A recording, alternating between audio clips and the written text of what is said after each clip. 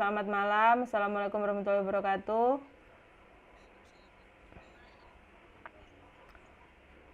Saya Dr. Asti, saya dokter koordinator di Wonogiri ya. Kebetulan untuk malam ini saya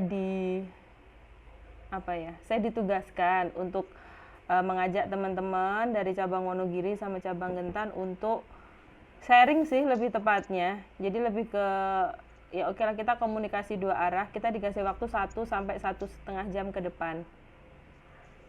Kemudian kemarin materinya udah saya share ya, ada 2. Intinya kita refreshment aja, jadi kita refresh aja semuanya dari yang berhubungan dengan materi yang kemarin ya. Ini slide ini, Employee Refreshment 2022 ini udah diseragamkan ya teman-teman. Jadi semua cabang, all 21 cabang, 21 cabang ya, itu sama. Jadi untuk bahan PowerPoint segala macam itu sama. Oke. Sebelum kita masuk ke 2 materi yang kemarin tentang pelayanan SOP sama grooming, kita ngobrol dulu ya. Lebih ke ini aja sih. Kita lebih ke saya pengen nanya aja sih ke teman-teman yang di sini semua. Jadi sebentar ya, ini PowerPoint-nya aku harus minimize sama ini dulu. Nek, kayak gini, kalian masih ngelihat PowerPoint-nya nggak? Masih, oke. Oke, berarti gini aja ya. Oke, enak. Jadi saya bisa lihat ini, aku bisa lihat wajah kalian. Karena harusnya sih sebenarnya enaknya offline, tapi ya kita terbentang jarak. Oke, mulai dari Dokter Ambar. Menurut Dokter Ambar, sebenarnya kita tuh siapa sih buat Ella? Siapa sih kita itu? Apa? Coba, Dok, maskernya lepas aja, Dok. Soalnya saya bisa biar kalau nggak kedengaran tuh biar ngeliat gerak bibirnya biar enak gitu. Wes rapopo, nggak apa-apa.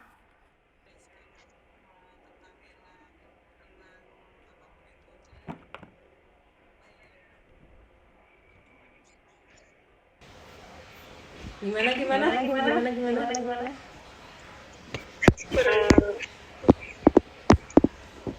Intinya tuh jadi kita yang dilihat pertama ketika apalagi terutama untuk pasien baru buat mengenal tentang apa itu ELA, kemudian kelebihan sama segala apa ya yang itu ya tentang ELA gitu Dok. Jadi kita yang lihat pertama kali untuk pasien ya. Untuk pasien ya. Bukannya CS ya. Bukannya ini ya. Apa setelah kan buat pasien baru dong. Buat pasien baru pasti kan nyarinya. Maaf ya kalau soalnya agak ngerok batuk berat. Oke. Lanjut ya, Dokter Sivi cukup? Ada lagi nggak yang mau ditambahin? Ya, Dokter Ain gimana Dok? Menurut dokter kita itu siapa sih Dok? Kita tuh siapa sih buat Ella? Menurut dokter tuh kayak apa sih kita tuh buat Ella gitu? Sama sih seperti teman-teman yang bilang tadi, jadi kita tuh dokter Jepang atau izin pembantu karena kan dari peresetan dari produk penelitian itu kan banyak ditentukan oleh dokter. Selain itu kita juga bisa jadi kayak wajibnya Ella itu kita gitu, karena kan pasti pasien itu juga menilai dari dokternya juga kan, misalnya kayak ramahannya dari Ella itu kan itu terlihat dari dokternya juga, kemudian apa namanya ya intinya kita tuh memang izin tombak ya, kayak izin tombak gitu. Jadi kita lakukan juga itu untuk menentukan juga untuk kedepannya ke Ella. Oke. Sebentar. Ini Dokter Dani kok nggak on cam ya? Oh, kan sorry. Kita masih lama loh, Dok. Ngobrolnya mau takjak begadang. Oke, kalau dokter Salma gimana, Dok? Menurut dokter itu siapa, Dok, buat Ella, Dok? Terima kasih. Kayak udah disebut semua ya, aku melengkapi aja. Ya, boleh. Sih, Gimana, Dok? jadi inti namanya. Jadi kita menghubungkan antara Ella dengan pasien. Jadi pasien tuh bisa kayak lebih percaya itu untuk tetap atau tidak gitu. Jadi memang dari apa yang kita putuskan, apa yang sikap kita itu yang nantinya bisa menentukan apakah pasien itu nyaman atau tidak untuk berada di Ella. Oke. Kalau dokter Dani gimana, Dok? Cukup ya, Mbak? Sorry, Dok Salma gimana? Dokter Salma cukup Udah ya? gitu. Ya cukup. Sip. Oke, kalau dokter Dani gimana, Dok? Jawab semua deh. Sama dari Mbak juga. Kita kan yang menentukan misalnya pasien ngarah ke perawatan apa aja yang sesuai keluhan pasien, krim kayak gitu. Ya, intinya kayak dokter pelaksana kali ya. Oke, dokter pelaksana ya. Jadi saya sekedar lebih menjelaskan aja lebih detail ya, Dok ya. Sebenarnya jawaban dokter udah oke banget sih. Oke banget lah, masuklah. Kenapa saya pertama presentasi langsung tanya itu? Karena itu nanti berhubungan sama semua. Dari pelayanan SOP, kemudian gimana grooming kita, segala macam. Ketika kita udah menyadari siapa kita, ya kan, saya berharap kita bekerja nggak cuma kerja gitu kan. Jadi biar kita ada semacam chemistry, kita ada feeling. Ya cuma datang, praktek, 6 jam, pulang. Jangan sampai kita kayak gitu. Nah, bener, Dok. Jadi memang saya nambahin aja. Bener tadi kata Dokter Krisna, Dokter Eka, Dokter Aim. Kita itu memang ujung tombaknya Ella, Dok. Ella Skincare itu bener banget. Jelas kan ya di lapangan, pasien kalau nggak ketemu dokter nggak akan puas. Itu kalau di Wonogiri kayak gitu. Mungkin kalau di Ngetan atau segala macam di cabang-cabang lain mungkin sama. Sama kan. Sabun aja minta konsul ya kan. Nah, nah itu benar itu. Ya. Memang benar lah. Kita tuh kayak garda terdepannya, Dok. Garda terdepannya Ella. Benar yang pertama kali ketemu tuh Gripter ya kan. Kalau Wonogiri Mas Aprian. Saya nggak tahu kalau di Ngetan di mana. Papa. Ada iklan. Sampai ada penampakan gurit.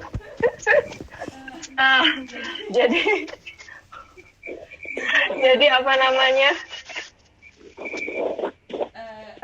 Intinya dokter itu berada di depan. Dan gini, Dok, kita itu tuh bukan dokter IGD, kita bukan dokter puskesmas, kita bukan dokter di rumah sakit yang mungkin ibaratnya kita misalnya nih emergensi ke IGD gitu kan, terus kita nggak tahu itu posisi, nggak sadar aja kita ke IGD ketemu dokter, pulang kita nggak tahu itu tadi dokter siapa. Beda, Dok, sama kita tuh bener sampai yang kalau pasien bener-bener yang fanatik sama kita harus sama dokter Krisna, harus sama dokter harus sama dokter Silvi yang kayak gitu. Beda. Yang kita ada itu juga pasien yang bukan sakit, yang rentan akan komplain. Yang kita ada itu pasien sehat, yang mungkin akan lebih kritis banget sama kita ya kan. Terusnya lebih kritis, lebih pintar, lebih detail, apalagi anak-anak zaman sekarang. Nah, makanya sebelum kita masuk ke pembahasan selanjutnya, saya selalu menekankan kalau kita tuh penting banget mulai dari apapun ya. Anggap saja kita kayak influencer sih sebenarnya. Ya, betul. Ya, kita influencernya Ella secara tidak langsung. Jadi kesuksesan per cabang, per klinik yang kita tempati itu ya memang yang paling teratas dokter. Nah, Jadi gini ya dok, ketika dokter sudah tahu kalau kita ujung tombak, maka kita bertanggung jawab untuk benar-benar bisa memberikan peresepan yang tepat ke pasien. Peresepan itu semua ya, all. Mulai dari konsultasi, resep produk sampai tindakan, kita harus benar-benar bisa menguasai itu. Jangan sampai kita memang udah tahu ya memang kita tuh kayak garda depannya, kita memang ujung tombaknya Ella, tapi kita ngeresepin masih salah, masih kadang kebawa sama pasien. Banyak nggak sih kalau di Ngentan misalnya nih kayak kita tuh di ruang konsul kayak di setir gitu, jadi kayak pasien sama pasien. Biasanya sih kalau pas pasien-pasien yang dia udah tahu nih mau perawatan apa ke situ, mau ditawarin apa, tapi dia pengennya tetap ketemu sama dokter. Udah mau dijelasin kondisi kulitnya seperti apa, butuhnya treatment apa, ya tetap maunya yang itu. Biasanya sih kemakan Instagram kayak gitu-gitu, atau yang lagi itu gitu. Nah, oke. Lalu kalau di dalam ruang konsul banyak nggak pasien yang dokter saya banyak putih, saya gini, padahal jelas dia berjerawat, kita harus fokus ke jerawatnya dulu. Jadi ingat ya teman-teman, intinya kita itu dokternya, jangan sampai kita disetir sama pasien, jangan sampai kita ke bawah arus. Bukan berarti kita yang kaku ya, kita sampai yang nggak bisa kok. Jangan sampai pasien diajak debat juga, jangan sampai. Cuman ingat ya, apapun alur pasien maunya dia apa, kita harus punya modal dulu, harus punya modal buat pasien itu biar percaya gitu loh. Mereka fungsinya konsul kan buat apa? Buat memecahkan permasalahan mereka kan. Kalau mereka udah tahu mereka yang terbaik buat apa konsul. Nah, disitulah posisi kita. Jangan sampai kita ke bawah, dokter saya mau putih, saya mau pintu cerahnya dinaikin, krem malamnya gini-gini. Oh ya udah saya naikin ibu. Jangan kayak gitu. Kalau dokter memang ya nggak bisa, nah kita harus ngasih tahu. Nah ini yang susah sih biasanya. Ini yang susah, gimana kita biar bisa masuk ya kan ke pikirannya pasien itu tanpa memaksa, tapi biar dia tuh nurut sama kita. Ada problem nggak di lapangan? Problemnya itu mungkin kalau di pasien yang nggak peduli, jadi kan banyak pasien perawatan mau merah atau mau apa, pokoknya memang itu mau diedukasi dari gimana pun ya pokoknya dia maunya itu kan. Dan selain edukasi, terus kalau menemukan ya gimana lagi. Nah, kalau kayak gitu sih ya lah ya, paling pentoknya kita nulisnya APS ya dok ya. Nah itu PR sih sebenarnya, tapi kalau pengalaman aku ya ada sih nemu gitu, walaupun jarang banget, nggak pasti sebulan sekali.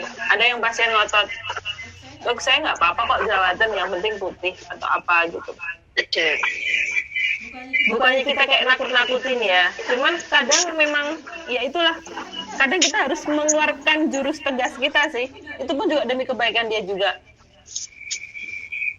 Ya ibaratnya kita handle aja.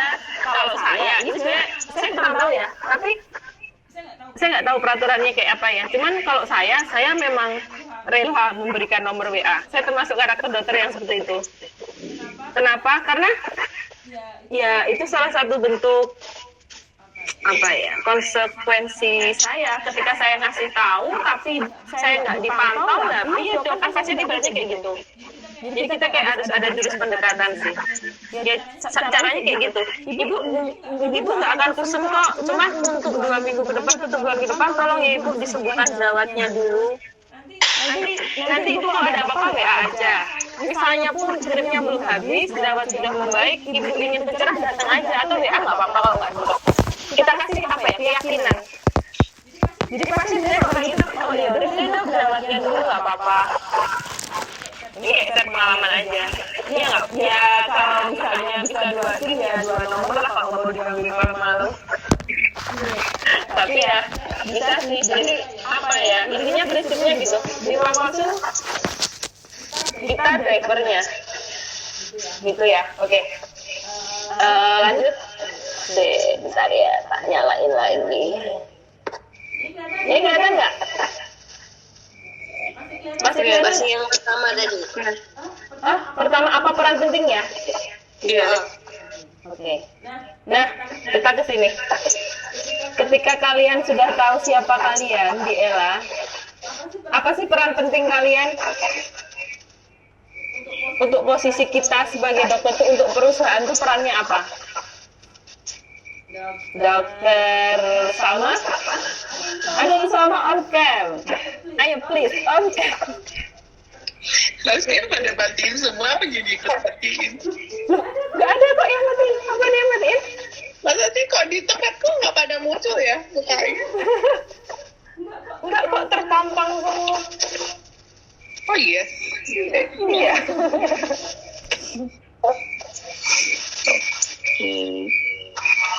Yang penting tadi bukannya udah ya dok? Yang pertama Bukan. Beda loh. Kalau yang tadi kan lebih ke dokter itu siapa kayak gitu aja. Nah sekarang perannya itu apa? Perusahaan tuh dokter tuh posisi dokter tuh memilih nilai apa sih untuk perusahaan? Untuk ELA maksud saya. kalau ini lebih ke tadi kayak yang dibilang dokter Krisna tadi, jadi kayak kita itu menentukan, bisa membantu kayak menentukan omset perusahaan itu besar atau kecilnya itu kita cukup berperan gitu. Katanya kan pasien itu nurut sama apa yang terkasih gitu. Jadi kalau kita menyarankan treatment atau kalau misalnya kitanya menyarankan treatment bagus, omsetnya juga bisa naik kayak gitu. Terus kalau kita juga nge-treat ke pasiennya bagus, kepercayaan pasiennya juga lebih besar, pada akhirnya pasien yang kayak lebih banyak kayak gitu. Terus mereka bertahannya juga lebih lama. Iyalah seperti itu. Terus apa yang bisa dokter lakuin buat itu? Buat membantu omset, terus apa lagi tadi? Buat Ya pastinya meningkat semua, kita juga nge-treat pasiennya lebih baik, kita memberikan tampilan yang buat pasien tuh kayak percaya sama kita dengan produk knowledge-nya juga yang oke, tampilan oke, mengerjakan treatmentnya juga semaksimal mungkin gitu, jadi hasilnya juga maksimal. Jadi pasien tuh kecewa gitu ketika datang ke ELA, oh ternyata bagus, dokternya bagus, treatmentnya bagus, oh datang lagi gitu. kita tujuannya yang penting itu ya dok ya, zero complaint ya. Pasti itu. Kalau dokter Sufi gimana dok? Kalau peran penting posisi sih ya hampir sama sih dok, lebih ke ini kayak itu kan tadi yang buat meningkatkan ini, buat omsetnya kayak gitu, buat perusahaan sebagai ya sama tadi sama dokter Krisna juga yang buat ujung tombaknya juga ya, soalnya kan ini ya pasien pasti kan ini pengen tahu masalah apa yang dia alami, kemudian treatment yang pas buat dia. Nah itu kan gimana caranya kita mengedukasi sama apa ya istilahnya, mentreatment itu supaya pasien tuh percaya sama kita kayak gitu. Oke, jadi benar sih. Seberapa penting sih posisi kita itu untuk perusahaan, itu penting banget ya dok ya. Jadi banyak divisi, banyak posisi di ELA. Cuman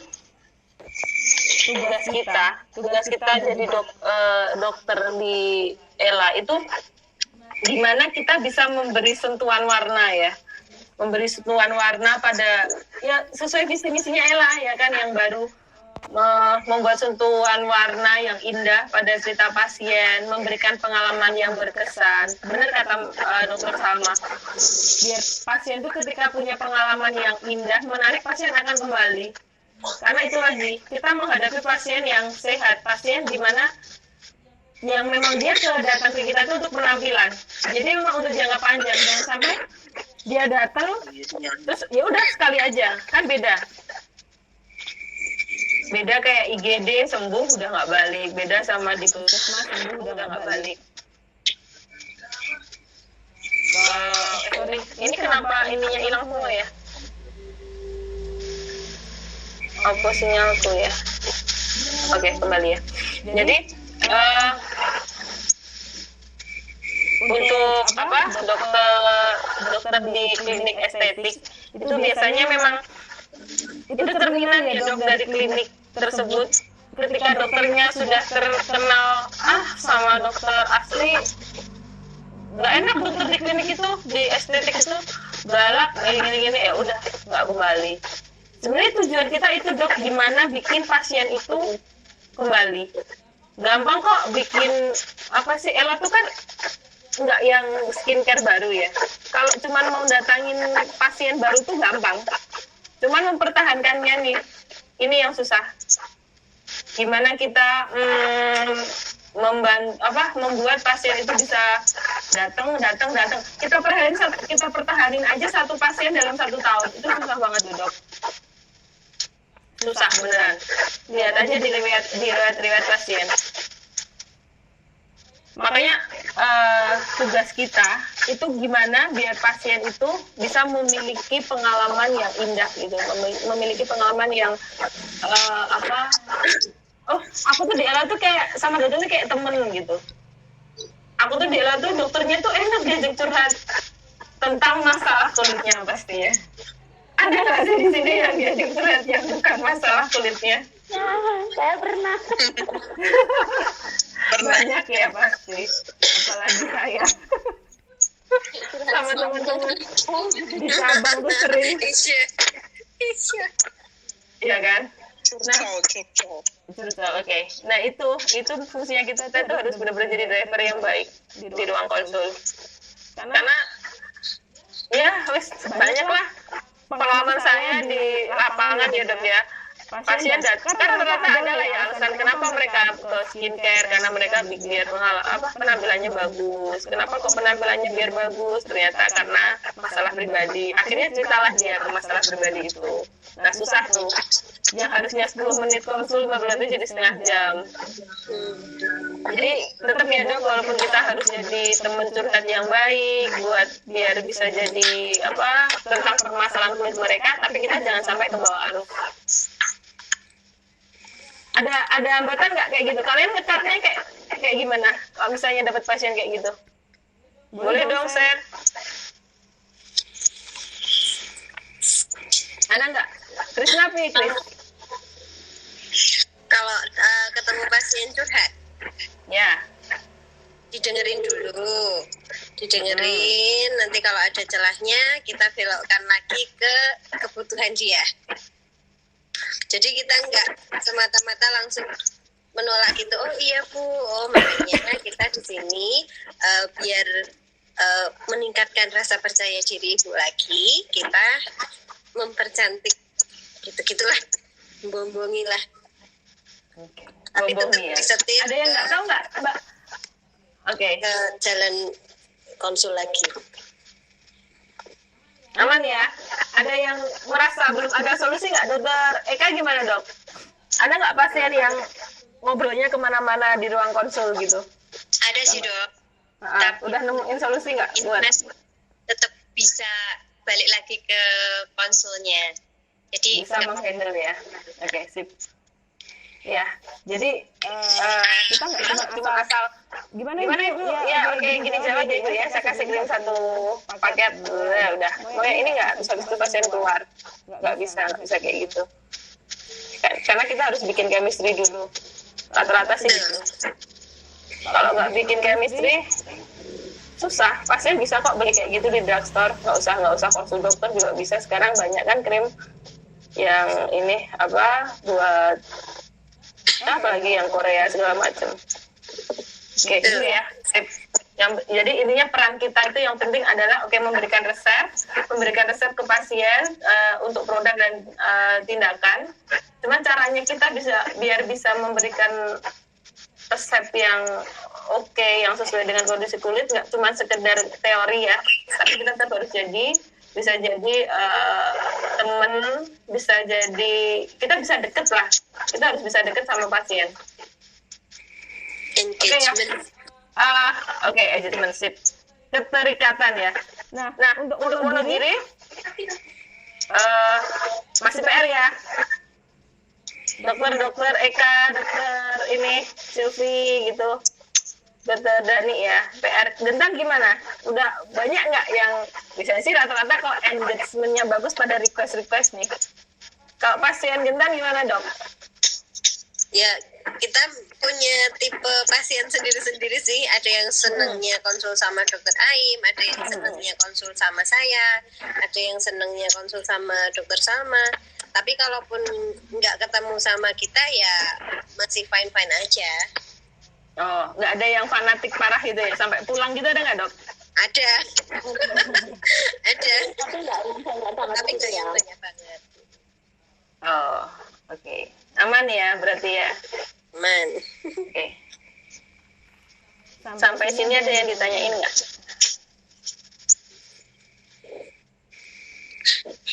Lanjut. Lanjut aja ya. Sip. Bentar.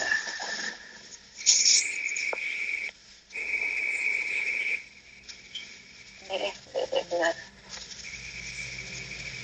Ini kenapa sih kok ada next ya? Aku mau lanjut dan aku tidak bisa mengenext. Sebentar ya. Aku mau lanjut ke slide 3.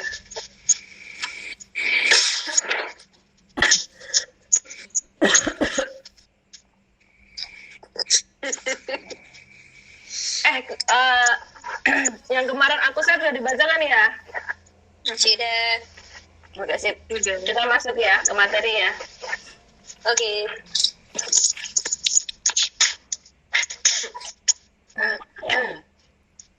Jadi bagaimana sih SOP yang seharusnya kita terapkan? Jadi SOP khusus dokter ya, Dok ya. Yang kemarin itu kan sebenarnya general. Banyak. Tak bukain coba ya.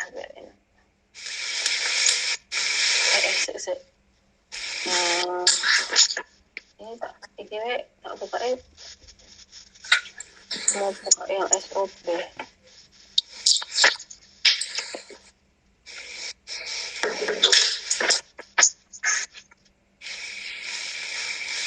Nah, ada yang ditanyain nggak, Dok, tentang SOP yang kemarin saya share? Udah dibaca kan ya? Udah dok. Udah. Untuk Gentang gimana, Dok? Ada halangan, hambatan atau ada problem nggak di Gentang dengan SOP yang seperti ini? Sejauh ini sih aman aja ya. Ada misalnya kayak 3R1P, kemudian inform consent, kalau pas rame banget dan misalnya dokternya dua, kita sering banget tuh dokternya dua tuh. Nah, rame banget. Kadang suka skip juga. Tidak satu tuh. Jadi 3R1P untuk pasien baru belum benar-benar 100% ya, Dok ya? Kalau pasien Belakangan ini agak rame datangnya pas bukan, terus di depan ruang konsul tuh udah banyak pasien ngantri gitu, kayak kelamaan, kayak udah gelisah gitu, ya wes kita skip gitu. Tapi maksudnya nggak kita jelasin secara rinci, Bu kita ada program ini. Oh ibu ini kondisi sekarang ibu ada di step ini gitu, jadi kita fokus ke perbaikannya dulu kayak gitu-gitu. Sama edukasinya juga kita tetap sampaikan sih, komplit edukasinya kayak gitu tetap disampaikan, tapi nggak yang menjelaskan detail soal 3R1P gitu enggak. Oh, tetap dikasih skin reportnya tetap ya aman ya. Nulis gitu tetap ya. Terus itu ada yang ini nggak yang ditanyain kayak misalnya atau ada masukan mungkin misalnya kenapa misalnya kok di Intan atau di Wonogiri dokter Dani gimana, dokter Silvi, dokter Eka gitu, kalau misalnya ada tumpukan di lobi itu ada solusi nggak, ada masukan nggak? Ya, biasanya sih jelasin 3R1P-nya nggak usah detail.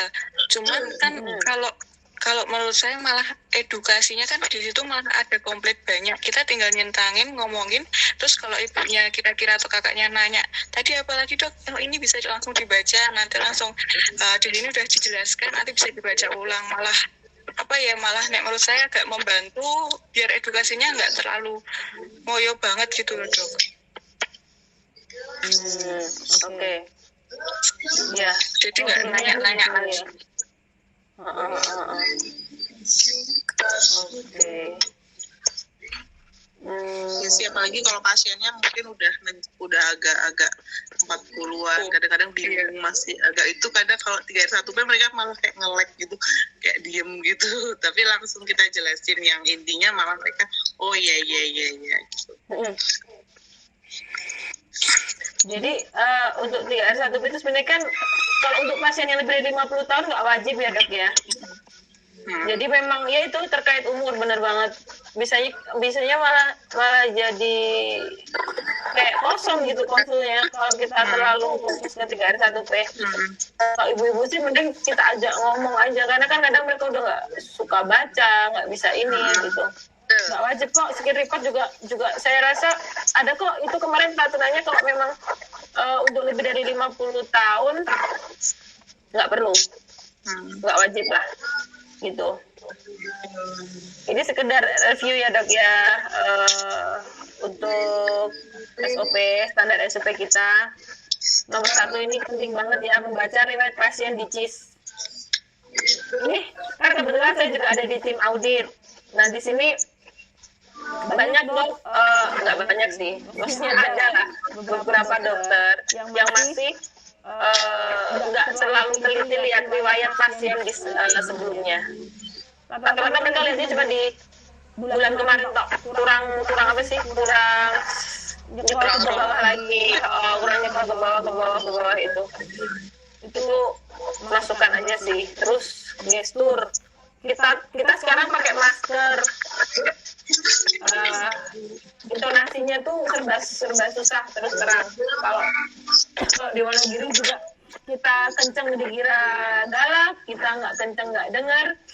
Itu tolong intonasinya ya dok ya, sama volume. Ada kemarin beberapa komplain, mungkin niat kita nggak galak, cuman ya itu karena kebetulan kita maskeran, kita harus benar-benar memperhatikan gestur. Terus memanggil pasien juga, kalau di Jepang manggil mikrofon langsung nama atau ini nggak sih pakai ibu gitu, pakai ibu pakai ya. Kalau nyonya biasanya kita panggilnya bu, kalau saudara atau nona gitu kita panggil kak. Oke. Kita kompakan ya dok, karena kalau menurut saya kok nggak etis kalau kita langsung panggil nama gitu. Kurang sopan. Ya kurang sopan, karena ya kita mau Solo lah. Roto inilah unggah apa sih tata krama gitu ya. Oke. Terus yang ketiga, persilakan masuk dan menyapa pasien. Jangan lupa untuk kontak matanya, kemudian dengan antusias kita harus riang gembira. Terus melihat kondisi wajah yang sedang dialami pasien. Nah ini kita jangan sambil lihat komputer ya. Kemarin ada beberapa itu saya lihat misteri gas yang segala macam kena misteri gas atau apa gitu kan. Rata-rata dokter itu ngadepnya ke komputer terus atau ya kurang antusias ya, wajar lah ya kalau rame capek itu. Cuman diperbaiki ya dok ya, karena itu pasien tuh tahu kok kita tuh tulus apa enggak, itu tahu, itu pasti tahu mereka. mau kita kayak apa ya, ya wis lah marah-marah ya, misalnya pasiennya 1212 ya marah-marah di belakang, tapi kita tetap harus on, harus benar-benar ramah, ya konsekuensi lah ya. Oke, terus melihat kondisi wajahnya juga benar-benar dilihat, karena kalau dulu ya dok, dulu tuh di Ella masih bisa megang, karena ada COVID kemarin kan kita nggak boleh megang, walaupun sekarang mungkin agak longgar ya peraturannya, kita boleh pakai hand sanitizer, kita pegang kalau memang harus dipegang, tapi kan nggak mungkin ya per pasien kita pegang gitu kan, karena ada akriliknya itu, jadi kita benar-benar harus kita ganti dengan mata, jangan sampai kita cuma ngelirik tok wes habis itu ya oke, saya tahu kok itu jerawat kayak gitu, kurang inilah. Terus mengevaluasi dan menginformasi kondisi terkini wajah pasien dengan riwayat DICIS. Riwayat DICIS itu penting banget ya dok, dan sering-sering rajin-rajin buka online. Lama sih, kadang nggak apa digital gangguan nggak sih, kadang status online bikin lama nggak di ruang konsul. Kalau Wonogiri gimana dok? Kalau saya sih nemu Wonogiri aman sih. Kalau gimana? Kadang lama, kalau rame. Kemudian bikin komputernya jadi hang kayak gitu kalau loadingnya lama. Gitu, terus kalian kalau lama gitu solusinya ya? Gimana? Ngobrol aja dulu. Apa? Ngobrol dulu. Sambil tanya-tanya apa gitu. Oke, sip ya. Jadi jangan sampai suasana tuh hening. Hanya karena kita nunggu loadingnya si online, jangan sampai basa-basi lah, basa-basi. Tetap basa-basi tanya sih. Kalau misalkan biasanya kalau nggak digentan gimana gitu, kalau mereka fokusnya cuma saya digentan aja ya udah, saya nggak terlalu ngurusin yang online-nya, berarti kan di online-nya nggak ada. Nah benar. Jadi kan memang kalau di SOP kita harus membuka riwayat online. Kalau memang sekarang kan terus terang saya nggak tahu sih itu kenapa status online itu kadang sering error. Nah solusinya itu kita tanya aja, ibu pernah di Ella cabang lain nggak kayak gitu, itu membantu sih. Terus kita juga harus lebih detail, kadang nggak pernah dok, tapi dia pasien baru, saya belum pernah ke Ella, ternyata dia udah riwayat pakai krim saudaranya 1 tahun 2 tahun, banyak nemu kayak gitu dok kalau di Wonogiri ya. Iya. Iya kan dok? Iya. Nah itu kita harus tegas ya, kita bilang aja, ibu kalau krimnya dipakai orang lain nanti ibu yang susah belinya lagi. Saudaranya diarahkan konsultasi aja, sekarang juga ada konsultasi online, nggak harus datang ke sini. Repot sih itu nanti kalau kayak gitu, karena kan kita nggak dijual bebas, kita harus lebih disiplin aja. Oke, terus mendiagnosis, mengedukasi sesuai dengan permasalahan pasien ya dok, ini sesuai dengan tugas kita. Jadi kita tuh harus menganamnesis, itu harus benar-benar lengkap, detail. Ngetik di kolom anamnesis tuh menurut kalian ada yang membebankan nggak sih? Saya nemu kok masih banyak yang singkat-singkat, jelas dan padat gitu loh. Kalau digentan Apa? Kalau digentan kayak curhat. Oh, digentar pada bare ya. Oke, tapi memang saya belum ini sih. Kalau Wonogiri gimana dok? Aturannya kan dia sesuai SOAP ya, subjek objek kayak gitu. Tapi kadang aja harus. Iya. Gimana? Halo? Halo? Tes. Halo. Wonogiri piye Wonogiri? Aku tidak mengecek karena aku melihat. On cam-nya pada on cam sih kalian. On dok.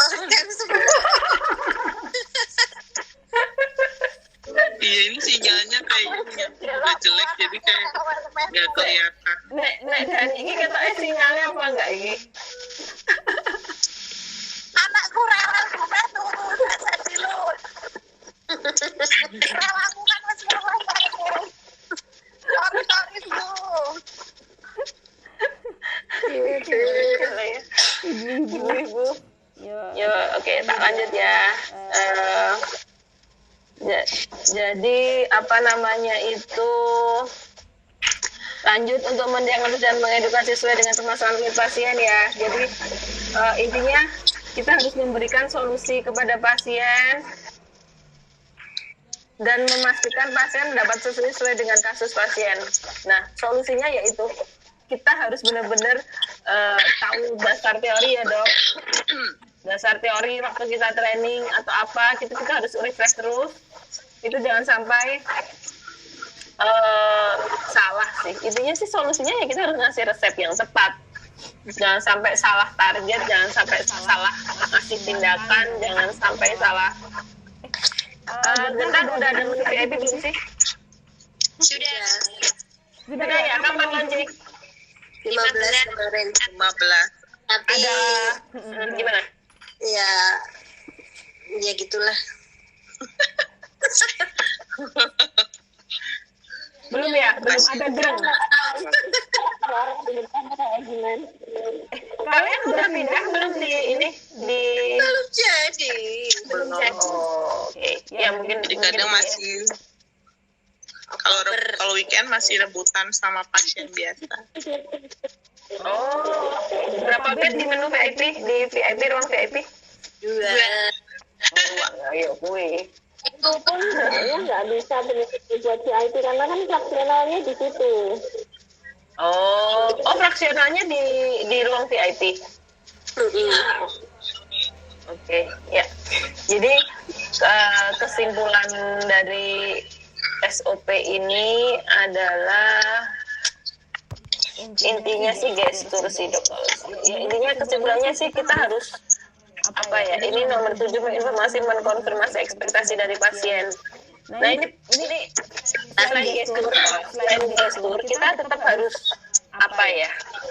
Untuk bisa mendiagnosis dengan tepat dan kemudian untuk bisa kita memberikan terapi dengan tepat juga, memberikan program dengan tepat, tindakan dengan tepat, kita harus bisa menegakkan diagnosis dulu kan. Nah, ini saya ulang. Jadi jadi kita harus mengkonfirmasi lagi. Dan banyak ya dok kemarin banyak temuan itu ekspektasi pasien sama kita kayak belum ada, belum dapat. Banyak itu kemarin kendalanya apa ya? Pasiennya minta gini, ini rata-rata nih contoh botox. Bener ada botox lagi kan ya? Sudah. Nah, botox itu dokter kemarin katanya saya di botox berapa ya? 16 unit untuk crossfit, untuk sudut mata. Datang lagi nggak ada sama aja terusnya gini-gini. Datangnya sama dokter lain. Nah, dokter lain bilangnya gagal, mati lah itu udah. Jangan gagal ya. Enggak.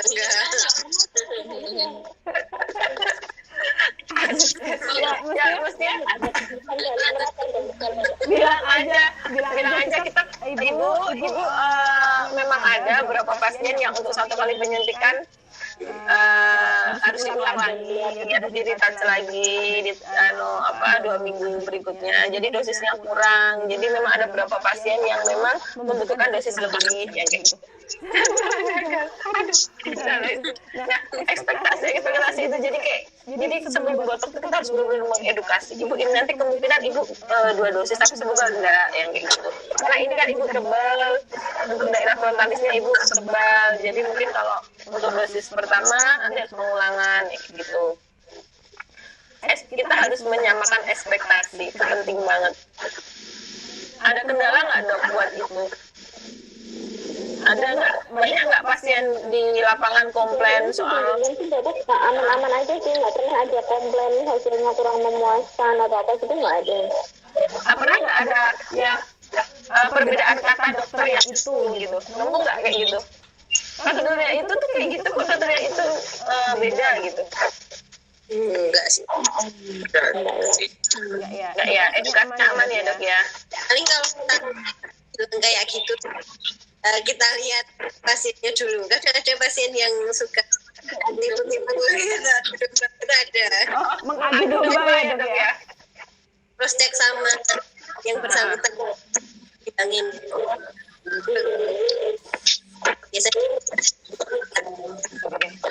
Bisa lah ya kita menyelesaikan dengan bijaksana hal-hal tersebut. Karena untuk menyamakan ekspektasi itu terus terang susah gampang dok.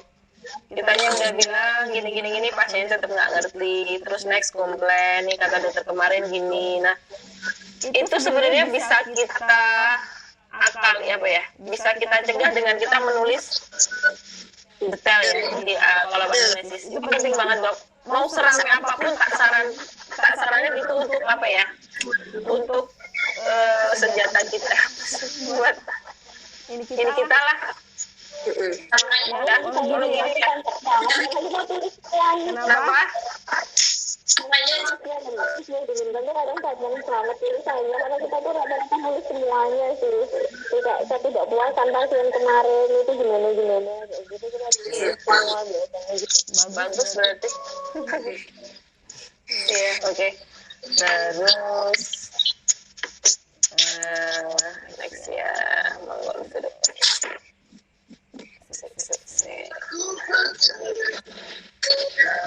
Upselling dok. Oke, yang ke-8 ya. Upselling produk dan perawatan serta menjelaskan tujuan, fungsi, proses, dan time serta hal lain dari produk dan perawatan yang sesuai. Ini biasanya tak temukan di lapangan itu adalah downtime-nya. Pasien rata-rata masih kurang mengerti dengan downtime. Makanya pentingnya informed consent ini. Ada kendala nggak kalian informed consent yang baru? Udah bisa didisiplinkan nggak? Bisa? Aman Ya? Oke. Menjelaskan tujuan, fungsi, proses, segala macam. Menginfokan. Nah ini di sini ada nggak yang masih belum hafal harga? Insya Allah hafal. Kecuali yang baru-baru ini yang baru aja belum hafal. Yang lama sih Kalau VIP itu agak susah dok, agak ribet karena pasien booking sama OTS kan beda harga, terus beda. Nah kalau Wonogiri itu saya minta sama CS buat ngeprintin yang udah dipotong-potong. Jadi ada satu lembar gitu panjang gitu yang OTS sama yang booking itu, jadi kita tinggal nitip aja. Ibu tadi nggak booking ya ibu, misalnya Ella di Regis gitu 1.296.000 gitu. Ada udah yang benar-benar final. Kita nggak usah buka kalkulator lama, nggak bisa. Itu bisa dong, nanti besok minta tolong CS dong. Oke. Membantu itu. Terus cara pakai aman sih sejauh ini setahu saya ya, nggak ada kendala ya. Oke. Produk yang diambil dan sudah disepakati. Oke. Nah, ini tadi 31P udah kita ini ada ya. Untuk pasien kurang dari 50 tahun dan memberikan kalimat penutup. Nah ini dibaca ya. Jika ada kendala mohon konsultasi kembali ya Ibu. Apakah ada yang ditanyakan lagi segala macam. Nah ini kadang jadi bumerang loh. Apa ada yang ingin ditanyakan lagi? Ini harusnya pamitan tapi jadi nanya. Ini jadi lama atau jadi kayak cari-cari pertanyaan gitu. Nggak apa-apa sih. Kita harus menunjukkan pesan. Iya. Pasrah ini biasanya yang susah. Ini kok mereka susah. Nanti aku kan suara marem. Wah ini wes. Di sini ada yang nggak tahu bahasa Jawa nggak? Mbak dokter Salma ngerti nggak? Ngerti dong. Kertas. Ngertas. Oh ya, oke. Terus ya itu ya dok ya. Tolong banget dibaca. Terus, nah ini. Untuk pasien ini terus baca kartu resep. Nah ini untuk tindakan di ruang perawatan. Gentar udah ada cat ya? Bikin sendiri. Dulu kita bikin. Kita sudah nggak nulis lagi kan, karena biar nggak banyak bersentuhan. Jadi udah lama kita pakai ya. Tapi udah ditulisin sama Beauty-nya udah nulis sih. Ya, dokter siapa? Berarti sesuai dengan ini ya, peraturan bakunya ya. Intinya kalau kita lihat kartu kontrak udah ada nama kita ya udah gitu. Kalau belum baru kita tulis. Berarti Saya minta ke teman-teman untuk ikut membantu ngecek aja ya. punya juga giginya lupa. Karena nanti kalau lupa kan kita yang dicari. Nyebut nama dokter ya, oke. Berjalan ya, mengkonfirmasi perawatan hanya dikerjakan sesuai dengan kartu resep. Jadi, ketika pasien itu konsultasi di depan, maka dokter yang mengerjakan itu hanya sesuai dengan kartu resep. Kalau saya sih ini lebih ke attitude ya dok ya. Jadi misalnya dokter depan sudah mengedvis mesosel kedalaman gini untuk daerah vaskular tolong 0,2 gini terus dokter yang di dalam dokter beda. Terus mereka terus dia mau berubah. Ini kalau saya sih boleh nyaranin tetap harus mengkonfirmasi dokter yang di depan ya dok. Jadi kita harus banyak-banyak komunikasi sama dokter secabang unik ya. Jangan kita merubah resep di dalam terus yang di depan nggak ngerti terus nanti konsulnya ke dokter yang depan dokternya bingung. Ya banyak ngobrol aja. Terus apakah sudah pernah perawatan? Nah ini bekasnya meso tuh dianggap sepele ya dok, tapi nggak banyak sih kalau gini, cuman ya itulah bekas meso itu kan kelihatan banget. Ada nggak sih yang komplain? Nggak ya? Nggak ada ya, aman ya? Karena kita selalu bilang Ya pernah sih ada bekas gitu. 1-3 hari gitu. Nggak ada ya Pak, maksudnya yang panik tiba-tiba datang gitu. Nggak. Untuk lama itu nggak ada. Untuk foto before after gimana ya?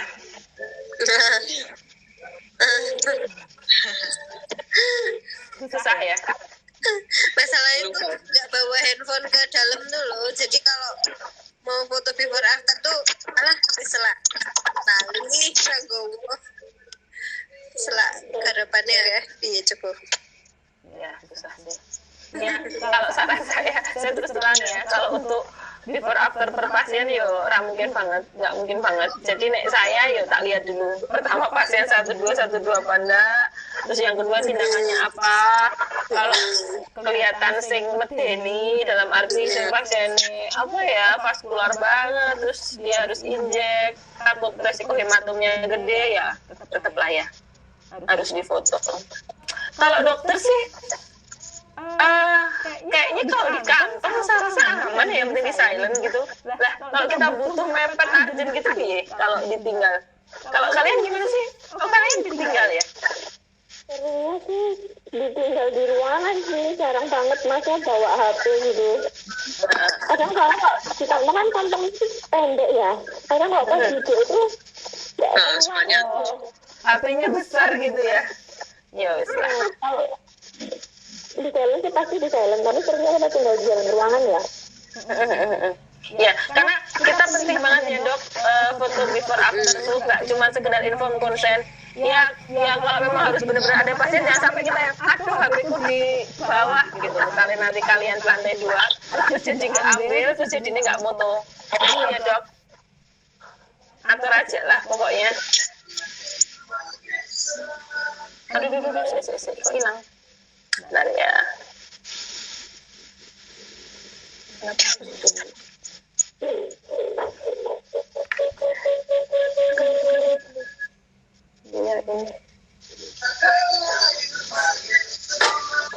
Oke, tadi kita udah sampai ke perawatan, terus dok sampai di sini ada masukan nggak? Sharing aja sih kendala-kendala apa gitu. Yuk dokter Eka. Ini dok, kalau misalkan IC yang pakai yang baru itu, kita kan yang upload ke setiap pasien. Itu kadang setelah upload mau kembali ke menu utama tuh lemot banget. Oh, tapi berhasil ke upload ya? Berasa ke upload, setelahnya tuh mau itu nge-hang gitu. Itu di Wonogiri apa pas jaga dengan dok? Di Wonogiri dok, ruang konsul 2. Oh, oke. banget ya dok ya, besok tak follow up ya. Oke, sip. Close dulu. Jadi dari kesimpulannya tadi, dokter paham ya SOP yang seharusnya kita terapkan itu kayak apa? Ada yang ditanyakan nggak dok sebelum kita ke standar grooming?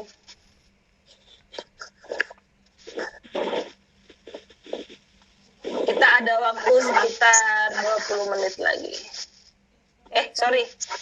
Iya benar, 20 menit. Ada yang tanya nggak soal standar SOP? SOP? Atau ada masukan? Lanjut? Lanjut. Oke, sebentar ya. Grooming.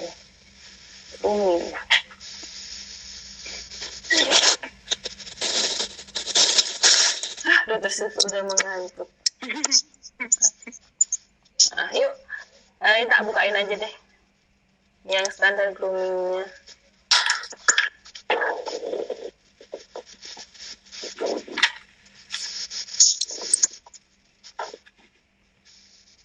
Oke.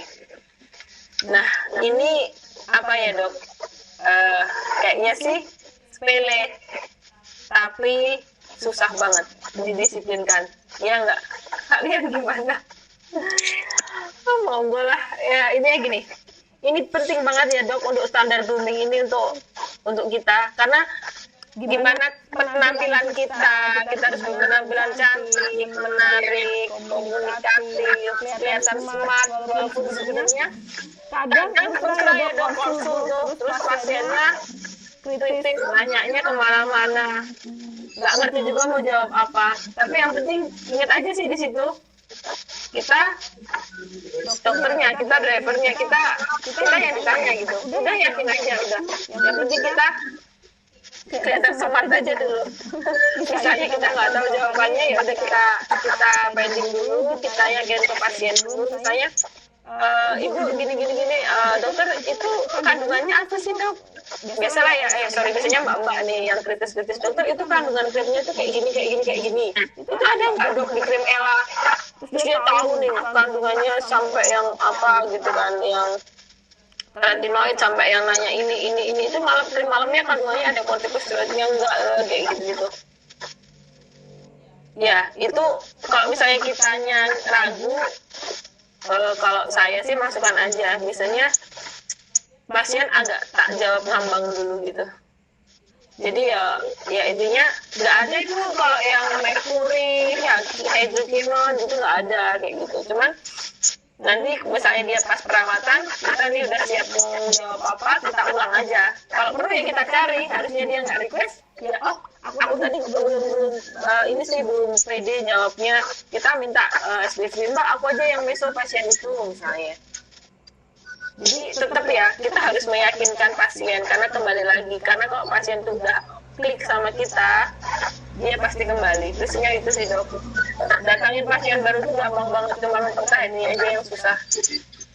Nah termasuk juga grooming ini, penampilan tuh ngefek banget lah buat pasien gitu. Pasien lihat dokternya sekarang kan agak sih. Sekarang kan cukup udah dimasukin peraturan ya dok, kalau kita berjerawat kita harus gimana caranya nggak jerawat, kita muka kita Ella berkembang sih.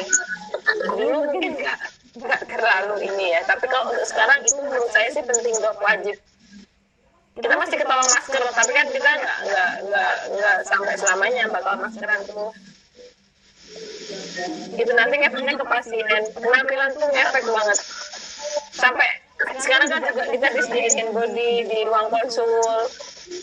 Ya pintar-pintar kita aja lah dok. Terus ya intinya kalau untuk penampilan sih, kalau saya ya terus terang saya nggak harus mahal, tapi sesuai aja. Kadang-kadang merek branded pun kalau kita nggak ngepasin, nggak matching, nggak oke ya kelihatannya nggak bagus. Pasien juga nggak akan lihat kok itu merek apa. Ya kecuali pasien-pasien sosialita ya tertentu ya. Cuman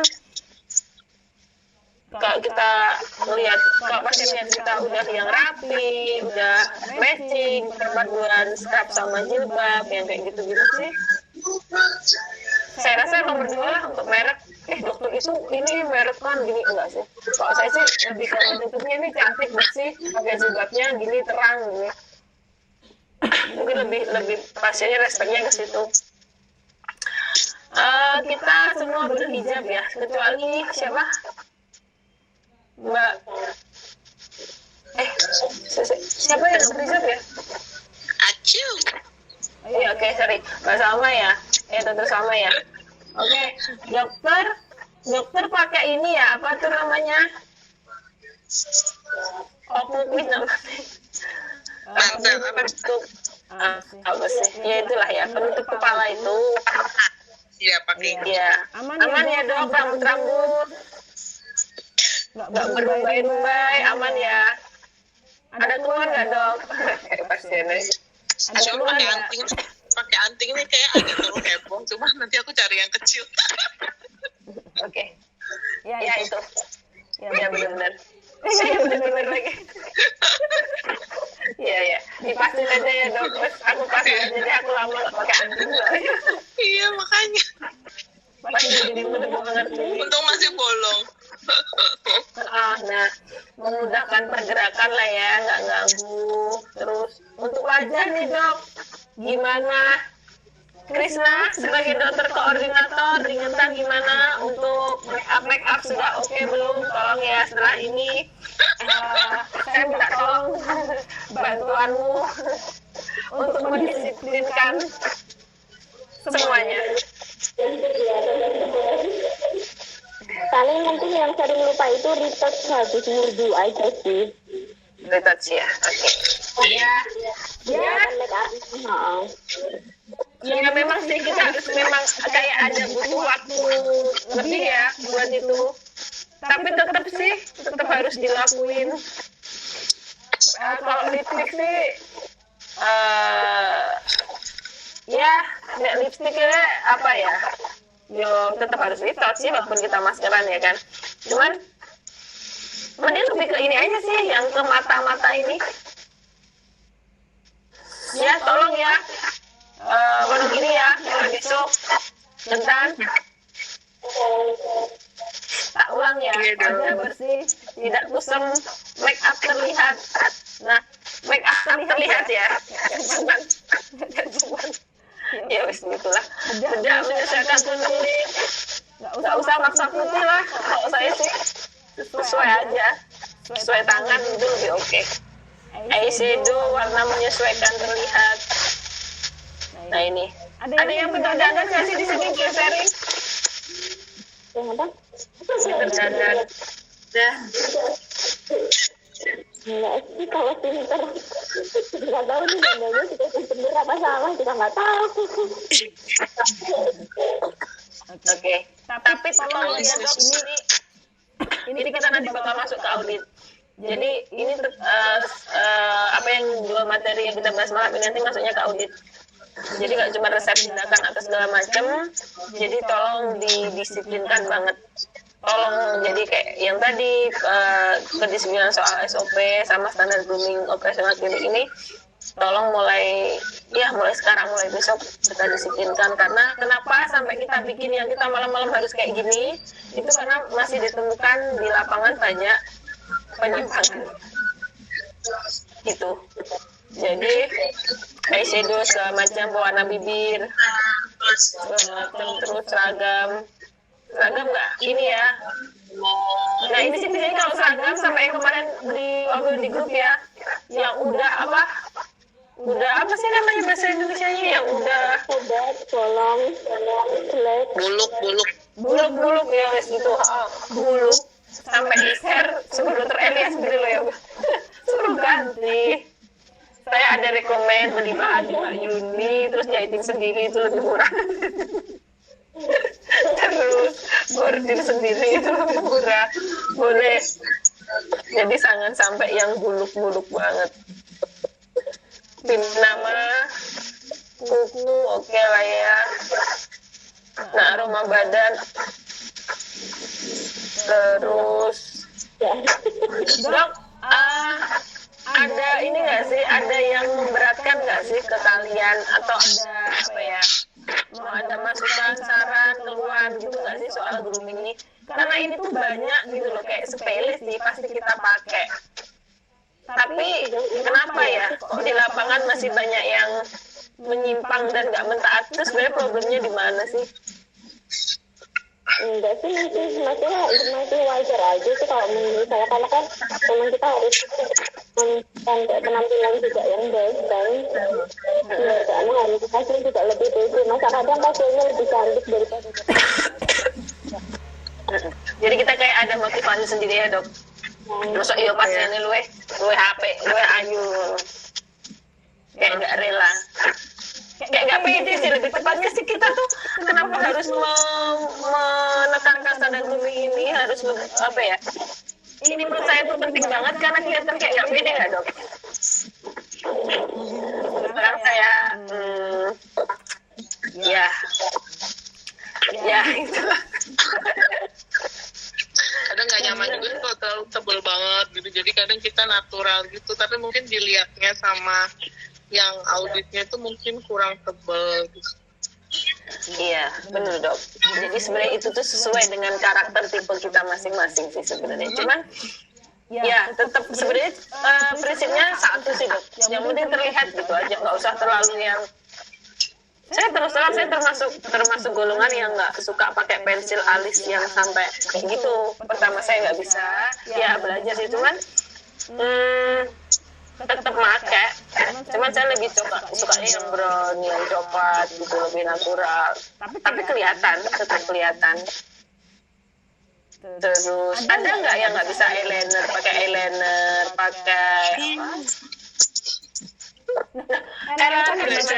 Lagi belajar. Oke, boleh. Sharing aja dok, merek-merek tuh yang buat pemula yang nggak gampang nyoret-nyoret. Mungkin di sini ada yang tahu, yang enak gitu kayak pensil. Boleh lah ya sharing.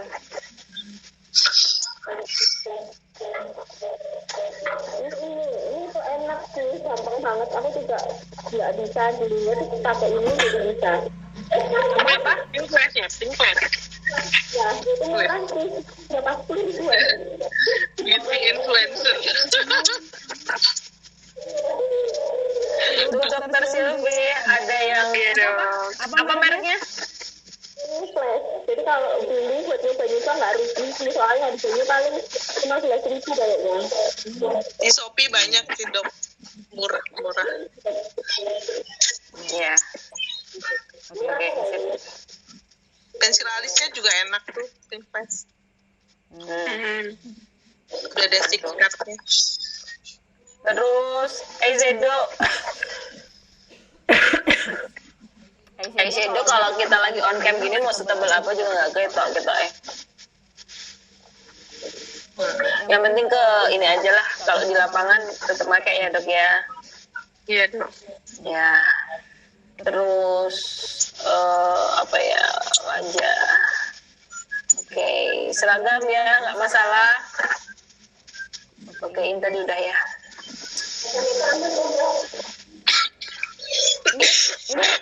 Ini pada sukanya pakai kaos kaki apa stocking ya? Nggak pakai.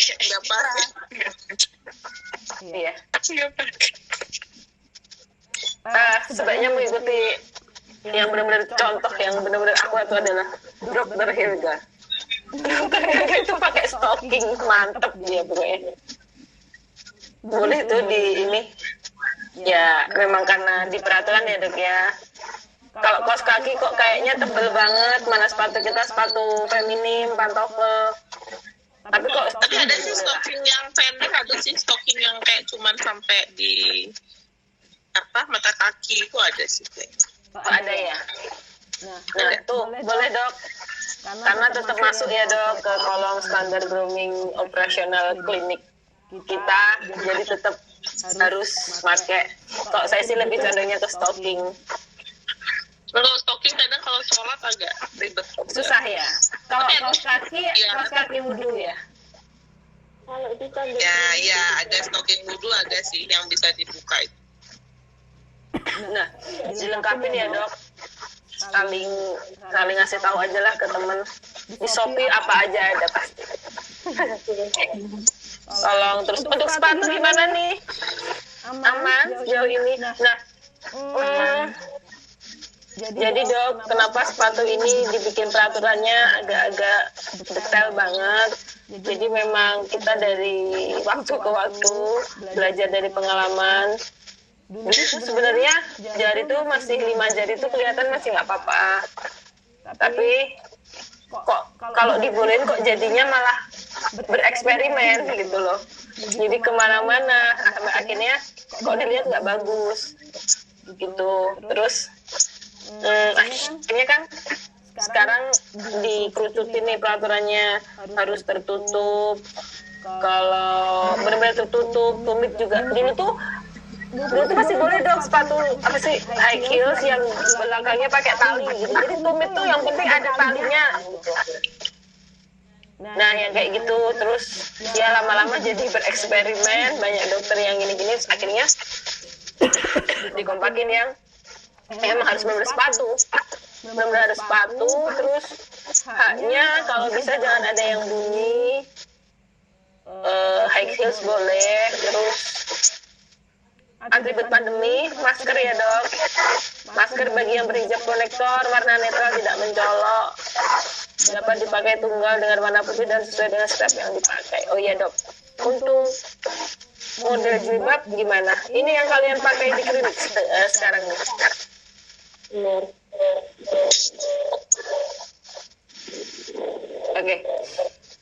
Oke, gitu ya dok. Nama ini saya tuh sebenarnya kontak mata ya ke kalian.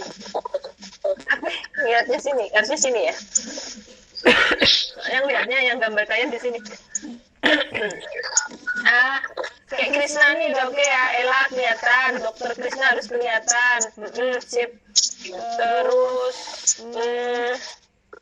ya Mbak oke kok. Jadi sininya tuh biar nggak kelihatan jebu. Bahan jilbabnya juga ya dok ya. Modelnya wis kayak gini lah ya. Terus nggak usah sing aneh-aneh karena ada jadinya kayak bukan kita. Tolonglah.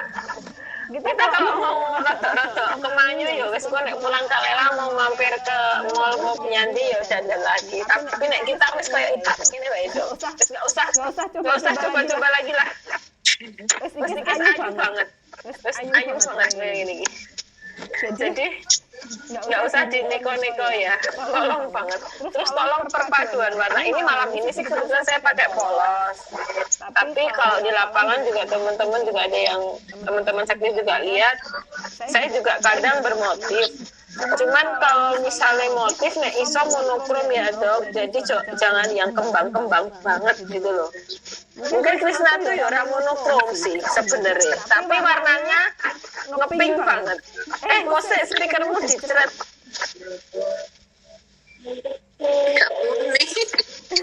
Tapi masih senada. Ya masih senada masuk. Oke. Terus ya nek monokrom ya paling orang ini kayak Sylvie gini-gini ki monokrom. Gitu ya dok ya. Jadi susah dok jilbab terus tenang ini sebelum apa ya? Sebelum kita bentar lagi closing. Saya lebih mau menekankan ke jilbab sih. Sebabnya susah dok.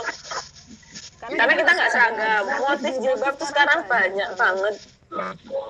Ya itu tadi dok bereksperimen tadi susahnya. Jadi tolong ya yang apa ya? Google dengan saya. Biar saya nggak jauh suka. Nanti apa? Yes pokoknya ini ya dok ya. Udah tahu ya dok maksud saya. Nggak usah terlalu ini. Jangan sing jilbaban gitu. Amit Nora gitu, maaf ya Nora. Amit kamu aku salah. Ini jangan yang norak, jangan yang nabrak, jangan yang ngejreng, nggak usah sing kemayu banget gitu. Wis lah, aku yakin kalian tahu itu. Jangan sampai kena audit gara-gara jilbab. Saya mohon jantan dan wonogiri.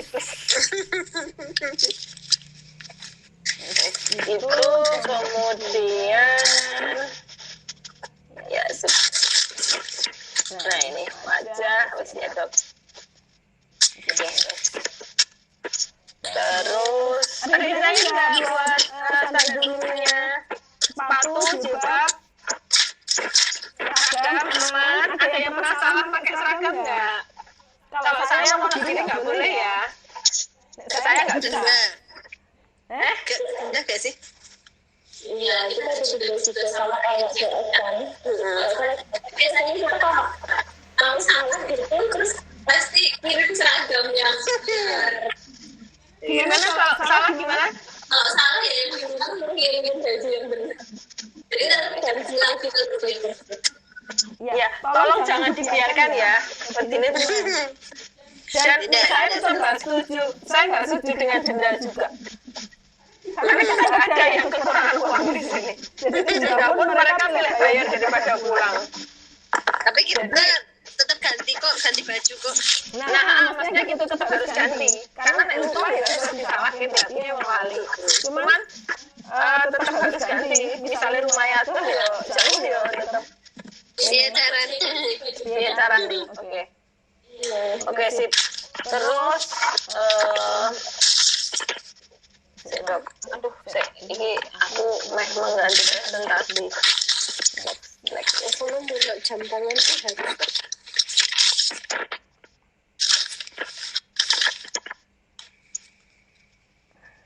Jam tangan sesuai gender model. Audit itu sekilas aja ya. Apa sih yang ketidaksesuaian apa aja sih yang ditemukan saat audit? Kalian udah tahu ya soal persiapan, soal segala macam. Kalau kebanyakan ya dok, hasil audit secara general aja tak sampaikan di sini. Itu soal dokter yang pertama adalah upselling. Dokter dinilai dimohon untuk lebih meningkatkan upselling. Kemudian yang kedua adalah kedisiplinan dalam 3R1P. Kemudian ketika 3R1P itu masih kurang gregetnya, kurang ininya, kurang lengkap. Udah sih itu aja dok. Jadi lebih ke upselling ya dok ya. Tolong ditingkatkan lagi. Terus, nah. Ini pertanyaan terakhir nih. Apa aja sih komplain yang masuk kalau kita tidak sesuai SOP dan tidak melayani dengan hati? Saya mau dengar dong dari dokter Eka. Gimana dok maksudnya? Apa aja sih komplain yang masuk kalau kita itu tidak sesuai dengan SOP? Jadi ketika dokter bad mood, PMS, wes. Kira-kira komplainnya dari pasien itu apa? Kalau misalkan kita bad mood, komplainnya mesti merasa tidak terlayani. Kita akan komplain ke bagian yang lain. Setelah konsultasi dia bakalan komplainnya itu ke CS. Dampaknya fatal nggak dok? Dampaknya akan fatal, kita akan ganti. Nah, benar. Itu ya dok ya. Nah, dokter IT ya dok.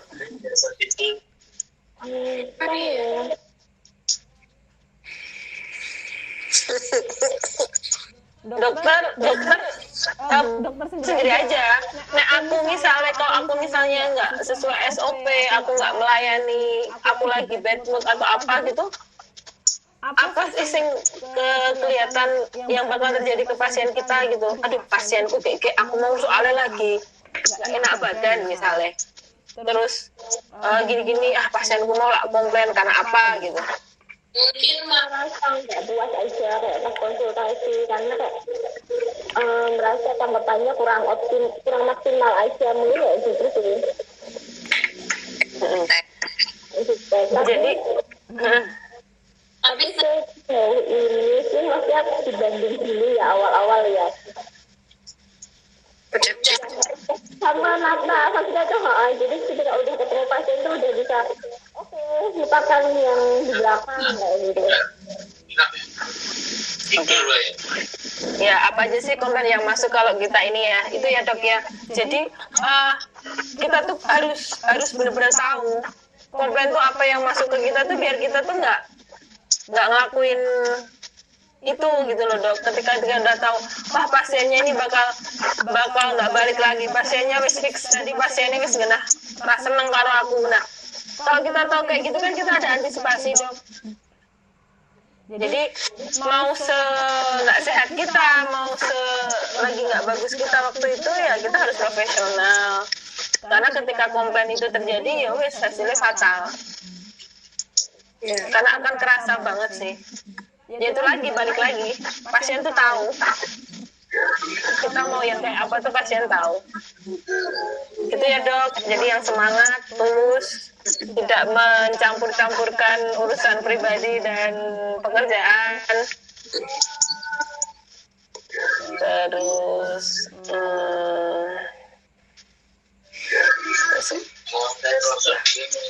aduh, next.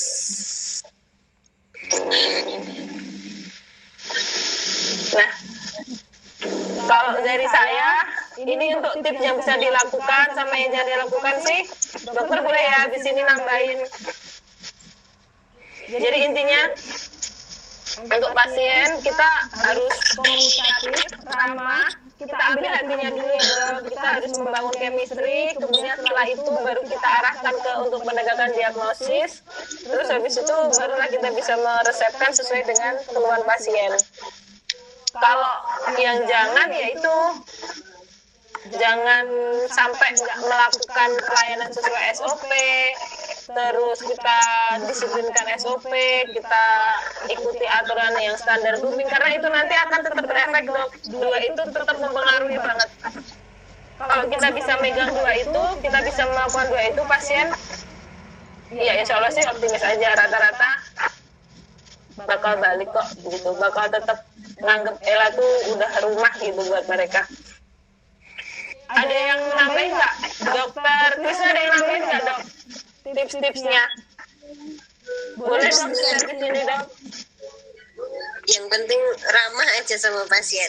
Apa yang pasien inginkan, apa yang pasien butuhkan waktu ke klinik, sebisa mungkin kita memberikan teknis yang excellent. Ngemong pokoknya, pasien mau apa aja wis kita ngomong.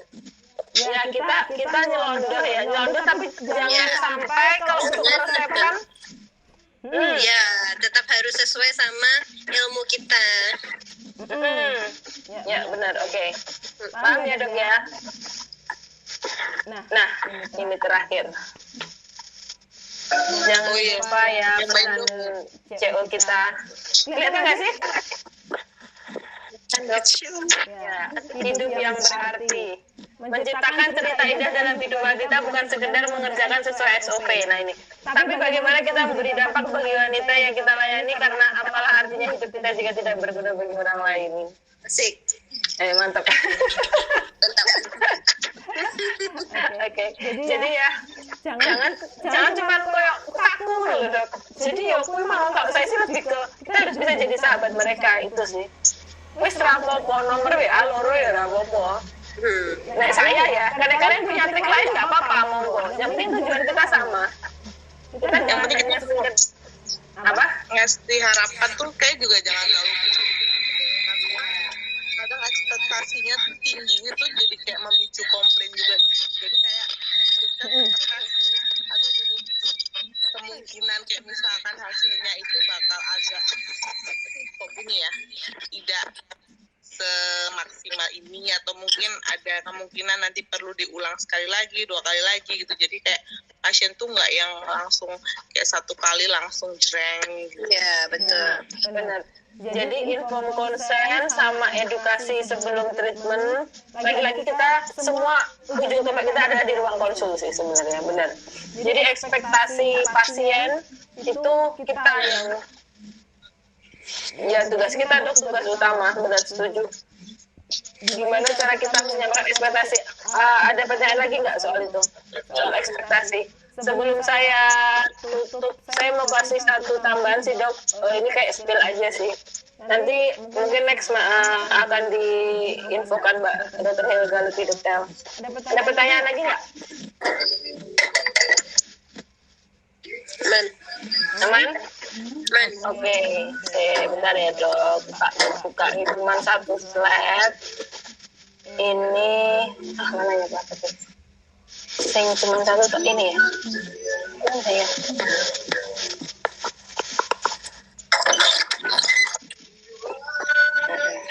Nah, jadi gini dok. Untuk kedepannya itu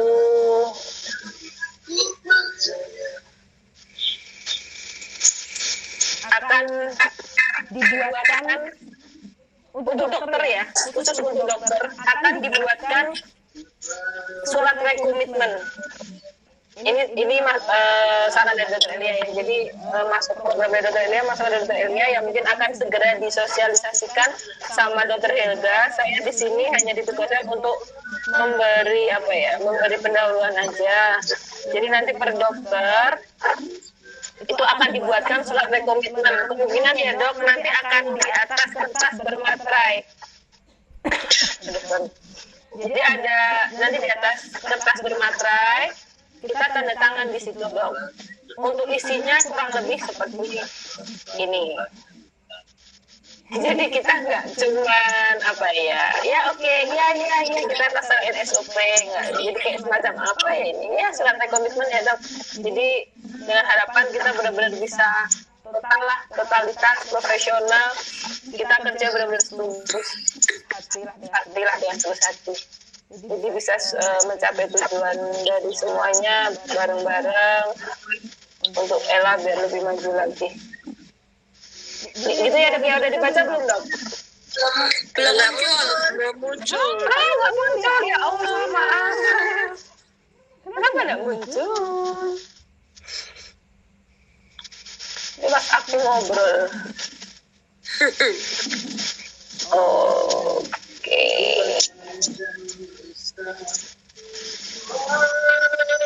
Nah, kalau itu sih dok, tapi isinya belum fix ya. Jadi itu kayak gambaran aja, nanti digodok lagi katanya. Nanti kalau udah oke, udah fix, baru nanti akan disebarkan.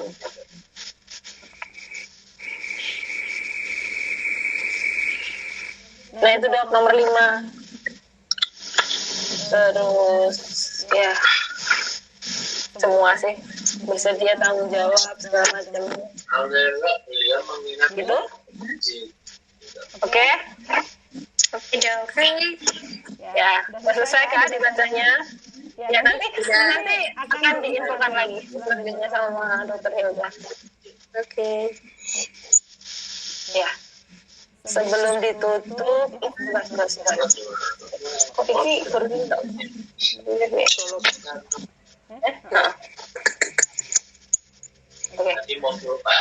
Oke, sebelum kita tutup, ada yang mau disampaikan nggak dok? Ada yang mau ditanyakan nggak? Atau ada masukan mungkin? Ada unek-unek boleh. Ada sharing-sharing juga boleh. 5 menit lah. Ada nggak? Dari Mbak Asti gimana? Dari saya berdiri saja. Kalau saya, ya saya masukannya itu sih dok, karena kita fokus ke materi. Kalau saya masukannya, tolong banget buat mentaati lebih ke standar grooming. Saya yakin itu sebenarnya Kunci. enggak gitu. Iya, ini saya sosialisasi nih sekarang. Di lapangan saya nggak bisa lihat. Nah itu tolong. Saya lebih ke apa ya itu? Masukan atau apa ya itu? Lebih ke kerjasamanya aja lah dok. Intinya kan saya malam ini kayak memberikan sosialisasi ya, kayak memberikan ngajak sharing aja ke teman-teman biar mengenal di hati teman-teman, biar lebih biar lebih bisa benar-benar tulus buat melaksanakan semuanya itu. Jangan ada bandel-bandel lagi, ya kan? Jangan ada, karena kita itu adalah dokter cabang dok. Adrenalinnya itu kayak nggak ada, ya kan? Siapa yang berada di pusat pasti merasakan perbedaannya. Terus terang, ini direkam sih, udah nggak apa-apa. Tapi memang saya saya akuin untuk apa ya, itu kayak kurang gitu, kurang adrenalin apa sih, kurang terpacu gitu loh. Kita mau balik juga nggak ada, kalau kita ini nggak ada yang tahu. Main aman, lebih ke main aman. Lebih aman. Tapi kan kita juga udah apa ya, kita tuh kerja gitu kan, kita juga bukan anak kecil lagi, kita harus punya rasa tanggung jawab, kesadaran diri. Saya juga nggak perfect, saya juga pasti banyak salah kanan kiri, masih ada bandelnya. Nah, kebetulan aja malam ini saya ditugasin buat PDKT nih sama kalian, buat pendekatan, tolong banget, buat bener-bener mempelajari, nggak cuma mempelajari, melaksanakan SOP dengan baik, agar tidak ada komplain, agar semuanya berjalan dengan baik. Standar bumi juga harus dilakukan, kayaknya cuma penampilan, tapi itu nggak cuman, karena ya itu lagi, kembali kita dokter estetik, bukan dokter IGD, bukan dokter puskesmas yang nggak main tapi yang nggak kayak gitu dong. Jadi ya pasien kita pintar-pintar, kritis-kritis, jadi ya saya nggak bisa memantau, jadi ya saya hanya bisanya tolonglah gitu, adalah kesadaran pasti kalian bisa, pasti kalian jadi selain kalian saya besok masih mau ini ke tempat sama Bintaro PDKT-nya, perjuangan belum berakhir. Oke, gitu ya, pas jam 9.15 saya tutup.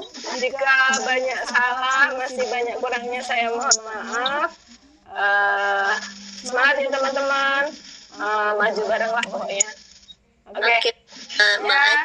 Iya. Terus saya tambahin ya. Untuk ya oke, sorry saya tambahin sebentar. Nanti kita dapat liburan ya teman-teman. Cuman kemarin terakhir, jadi memang saya dikasih durasi 1 sampai 1,5 jam. Cuman tadi kan karena teknik kan kita mulainya jam 19.45 ya. 19.45. Dihitung 9.15 berapa itu lupa aku. Jadi sekui lah. Nah, kemarin di pengumuman di grup diskusi itu kita dikasih ya. Kita dikasihnya 1 jam aja tuh 1,5. Saya nanti tak share lagi lah di grup ya. Jadi kita dapat lemburan. Oke. Ya. Makasih ya. Selamat malam. Ya, terima kasih dong. Assalamualaikum. Waalaikumsalam.